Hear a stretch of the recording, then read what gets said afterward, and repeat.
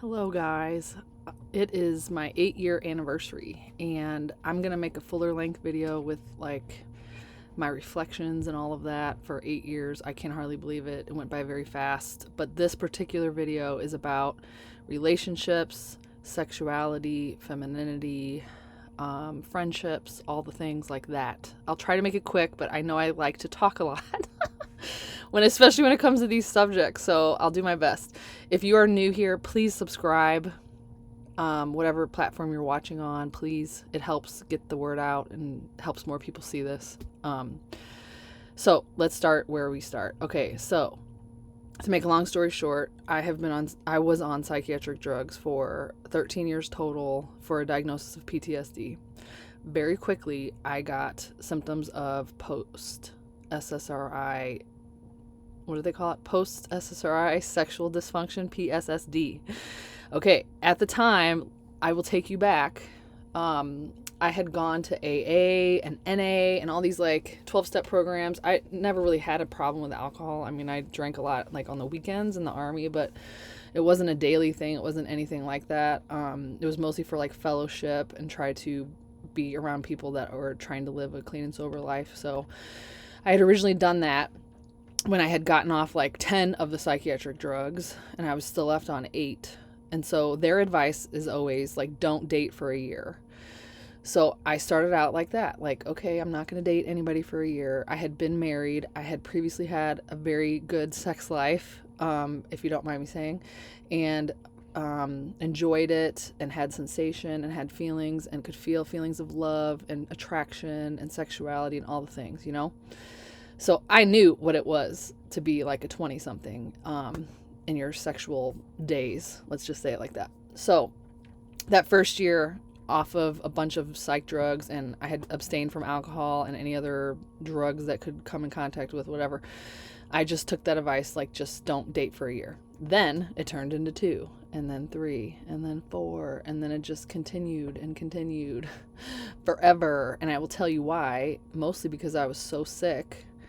I was not socializing. I was not leaving my house. I would go to college part-time, and I would come right back at night. I would run to the store and come back, and that was about it. Doctor's appointments, therapists. There was no socialization. There was no dating. And then slowly I noticed, wait a minute, I'm like 27. Why am I not dating anyone? Why don't I even think about sex? Why am I not getting butterflies when I see a cute guy?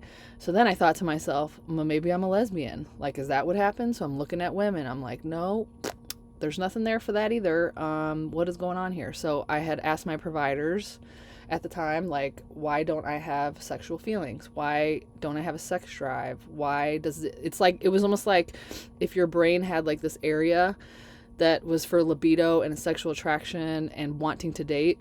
It was like someone took an ice cream scoop out and like threw it away. Like, it literally was not there. Like, it was missing. And I wasn't even aware that it was missing, which is even worse, I think.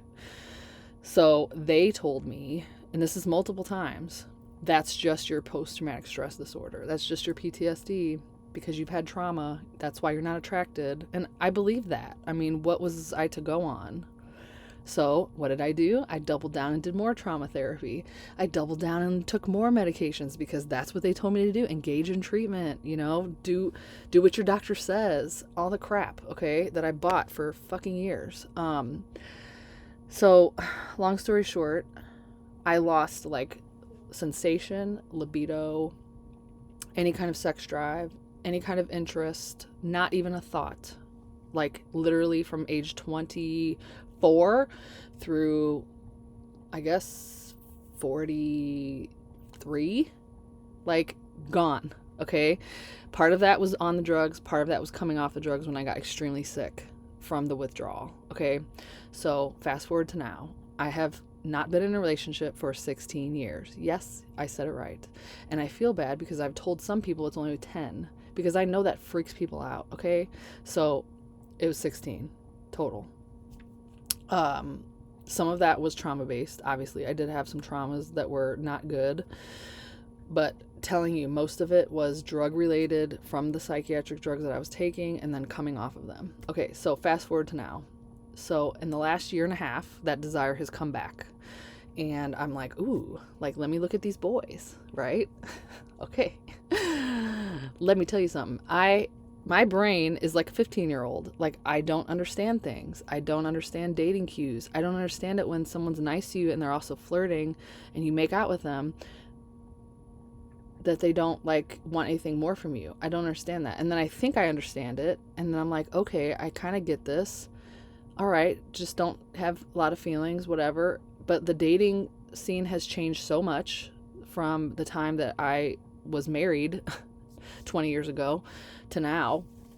So it's like I'm trying to relearn things. And so I often overthink and I often overanalyze things. And these guys give me anxiety because I'm like, do you like me or do you not like me? I don't understand.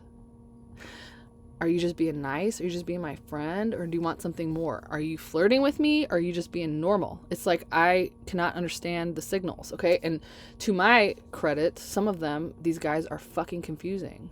They just are.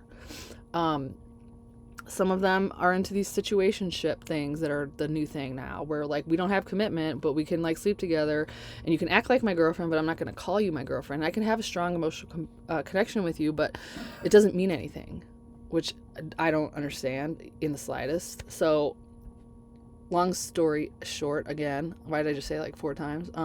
So I started to date a guy like a year ago. I thought I was dating him. I was sleeping with him and turned out he was like completely a compulsive liar. He was like talking to his ex at the same time as me, trying to pit us against each other to see who would give him more attention and who would like stop what they were doing to move in with him and take care of him. There's like things that this dude was doing that I didn't even see coming because I don't understand how people can be so hurtful, I guess is the correct word, because I don't like to use pathological language. So this person like was so charismatic and snowed me, and how easy it is to do that to me, someone who's vulnerable, who doesn't understand things. So again, that fucking took the wind out of my sails for like 3 months. Like, wow, I haven't dated in 16 years. The first guy I go to date, this happens. Like, he hurts me right off the bat. Thank you so much. Then the second guy, I'm not going to really get into. I'll just say I was misreading some signals. I got a little confused. Then I got completely rejected. And then I had left feeling completely humiliated. And then that really hurt. Like, wow, maybe you are like not worthy or something. So now I'm trying to date again on these online dating apps, okay? And I get it. Like, I'm learning lessons very quickly. First of all, I never meet anyone without talking to them because I tried that and that was a disaster.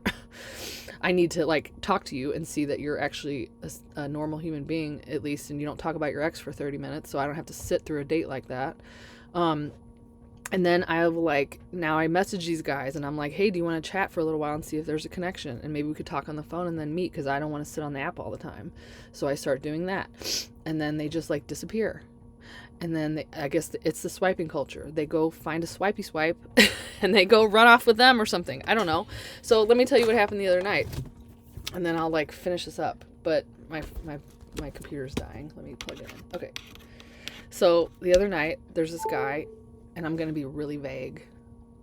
There's this guy I kind of like, and I was following him on social media for a little while, and I was like, ooh, let me just try to talk to him. Hey, and we're at a party. I could kiss him or something, like make out. Hey, that's cool, whatever. And then I like walk away for 10 minutes to get a bottle of water, and I came back, and he's making out with a drunk girl, and I'm like, wow, this is what I have to stoop to get some kind of human touch or to get some kind of like connection with someone. I can't do that. Like, I'm not wired like that. Okay. So I just feel like extremely vulnerable and like I'm just scared to get hurt because like this world is scary and different than I expected. And at the same time, I just want like human connection and like touch. Like, do you understand how bad it hurts? Like, it's like I need it. Like I need water. Like I'm open. I'm so much healed than I ever have been, And it's like the only thing that's missing from my life right now is just like a connection. And for you people watching, don't you dare put a comment below about you need to learn how to be alone or you need to love yourself. Guess what? I've been doing that for fucking 16 years, okay? It's time. There's nothing I need to do, okay? Except date someone who's fucking responsible and attentive and reciprocal. That's it, okay? I don't know where that person is. I don't know if that's coming. The message I got in my intuition was, Angie, just be patient. And that's what I'm trying to do. But I just wanted to talk about the collateral damage that psychiatry does to people when they lie to you and tell you that it's like, oh, it's just your trauma. No, it wasn't fucking my trauma. Maybe a little bit was, but most of it was the medication. God, I don't know. I feel like I could just like talk about this for 2 hours, but be careful is what I guess I should say, and guard your heart, because not everybody deserves to have it. Especially, like, I feel like the depth of suffering that I've experienced, it's like swung in a pendulum on the opposite direction for the depth of love I can feel or that I can I want to express. And like, you just can't do that with everybody. You know what I'm saying? You have to like, there has to be someone like that can hold that back to me. I don't know who that is or where they are. I don't know. So I'm trying to just wait patiently and not look like so hard and just kind of wait. And I really have been like, I've just focused on myself and just trying to like heal any little parts that pop up.